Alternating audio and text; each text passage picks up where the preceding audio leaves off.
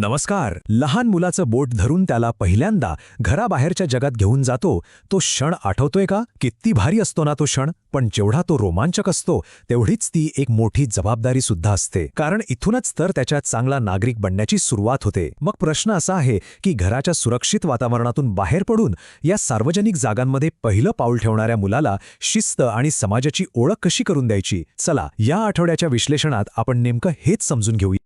आणि हाच तो सगळ्यात महत्त्वाचा प्रश्न आहे. आपल्या मुलांना घराबाहेरचं जग, तिथले नियम, तिथल्या जबाबदाऱ्या हे सगळं कसं शिकवायचं?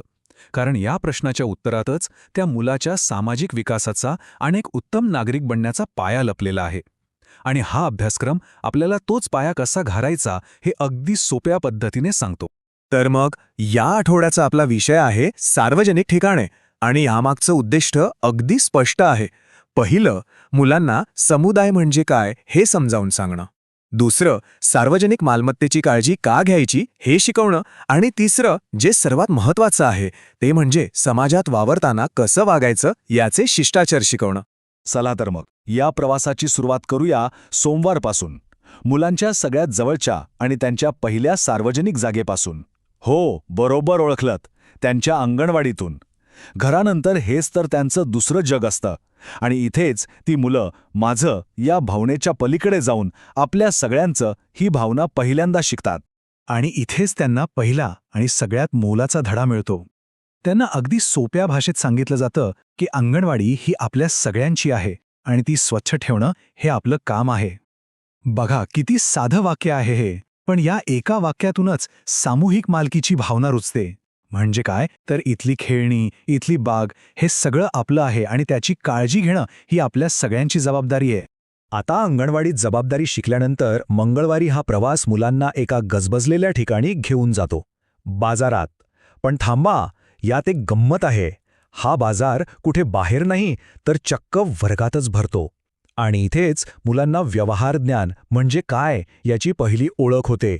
इथेच ती खरेदी आणि विक्रीच्या जगात आपलं पहिलं पाऊल टाकतात. आणि हे शिकवण्याची पद्धत तर बघा किती कल्पक आहे. वर्गातच एक छोटासा आठवडी बाजार भरवला जातो. काही मुलं भाजी विकणारे दुकानदार बनतात, तर काही जण गिराईक. खऱ्या नोटांऐवजी कागदी नोटा वापरून खरेदी विक्रीचा सराव करतात. म्हणजे खेळता खेळता किती मोठं शिक्षण मिळतंय बघा.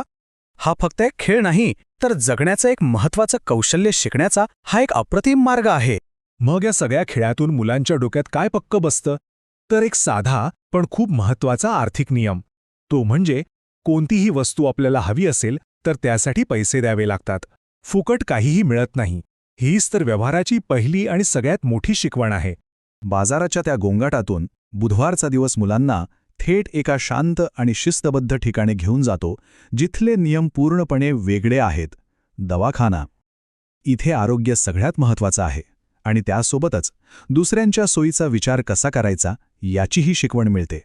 हा फरक मुलांनी समजून घेणं खूप गरजेचं आहे. घरी कसं आपण मनसोक्त खेळू शकतो, ओरडू शकतो, पण दवाखान्यात नाही. तिथे आजारी लोक असतात ज्यांना आरामाची गरज असते.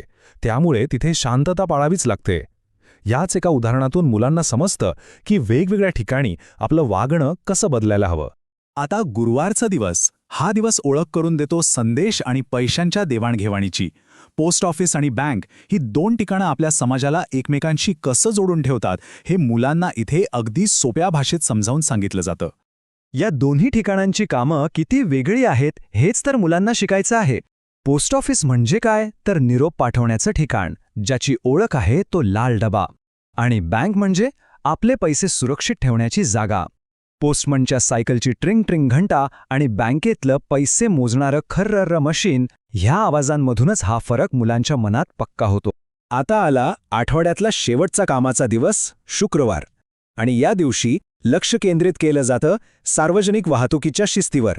इथे पुन्हा एकदा तोच विचार येतो, आपल्या सगळ्यांच्या सोयीचा विचार. बस स्थानकावर आणि बसमध्ये कोणते नियम पाळले तर सगळ्यांचाच प्रवास सुरक्षित आणि सोपा होतो हे मुलांना इथे शिकवलं जातं. आणि या सगळ्या नियमांमध्ये एक नियम सगळ्यात महत्त्वाचा आहे, सगळ्यात मूलभूत आहे, आणि तो म्हणजे रांगेत उभं राहणं, धक्काबुक्की न करणं, आपल्या नंबरची वाट पाहणं. ही फक्त प्रवासाची शिस्त नाही, तर एक चांगला नागरिक म्हणूनही आपली जबाबदारी आहे. हेच मूल्य मुलांच्या मनावर बिंबवलं जातं. ही एक साधी रांग, पण ती खूप काही शिकवून जाते. ती शिकवते की सगळ्यांना समान संधी मिळायला हवी. ती शिकवते की थोडा धीर धरला तर गोंधळ टळतो. आणि हा नियम फक्त बसस्टॉपपुरता नाही, तर एका सुसंस्कृत समाजाची हीच तर ओळख आहे जी मुलं इथे शिकतात. आणि मग येतो आठवड्याचा शेवटचा दिवस, शनिवार. या दिवशी आतापर्यंत पाहिलेल्या वेगवेगळ्या ठिकाणांवरून आपलं लक्ष हटवून संपूर्ण गावाकडे पाहिलं जातं. आठवडाभरात शिकलेल्या सगळ्या गोष्टींना एकत्र आणून आपलं गाव ही संकल्पना अधिक मोठी आणि व्यापक केली जाते. बघा, हा तक्ता संपूर्ण आठवड्याचा सार किती छान मांडतोय. प्रत्येक ठिकाण, त्याचं काम आणि त्यातून मिळालेली शिकवण. अंगणवाडीतून जबाबदारी शिकलो, बाजारातून व्यवहार, दवाखान्यातून शांतता आणि काळजी, पोस्ट ऑफिसमधून संवाद आणि बसस्थानकातून शिस्त. काय सुंदर प्रवास आहे हा, नाही? म्हणूनच हा आठवडा म्हणजे फक्त काही ठिकाणांची ओळख करून देणं नाहीये. हा तर मुलांच्या सामाजिक विकासाचा आणि नागरिकशास्त्राच्या समजेचा भक्कम पाया आहे. समाजात वावरताना कसं वागायचं याचे मूलभूत धडेच या आठवड्यात दिले जातात. पण हे शिक्षण फक्त वर्गात पूर्ण होतं का? नाही. त्यासाठी कुटुंबाचा सहभागही तितकाच महत्त्वाचा आहे. मग पालक म्हणून आपण या शिकवणीला घरात आणि घराबाहेर अधिक पक्क कसं करू शकतो? त्यासाठी काही अगदी सोप्या सूचना आहेत. आणि या गोष्टी करणं अजिबात अवघड नाही. पुढच्या वेळी बाजारात जाल तेव्हा मुलांना सोबत घ्या आणि दाखवा की व्यवहार कसा होतो. बँक किंवा बसस्टॉपवर रांग दिसली तर त्याबद्दल त्यांच्याशी बोला. त्यांचं पूर्ण नाव आणि गावाचं नाव त्यांना व्यवस्थित सांगता येतंय का हे तपासा. आणि हो, सार्वजनिक नळावर किंवा मंदिरात स्वच्छता कशी ठेवायची हे शिकवा. या छोट्या वाटणाऱ्या गोष्टी मुलांवर खूप मोठा आणि चांगला परिणाम करतात. आणि आता जाता जाता आपल्या सगळ्यांसाठी एक विचार करायला लावणारा प्रश्न. अशी कोणती पहिली सार्वजनिक जागा होती, मग ती आपली शाळा असेल, एखादं वाचनालय असेल किंवा खेळाचं मैदान, जिथे आपल्याला पहिल्यांदा असं वाटलं की आपण फक्त आपल्या कुटुंबाचा नाही तर एका मोठ्या समाजाचा भाग आहोत? जरा आठवून बघा, नक्की विचार करा.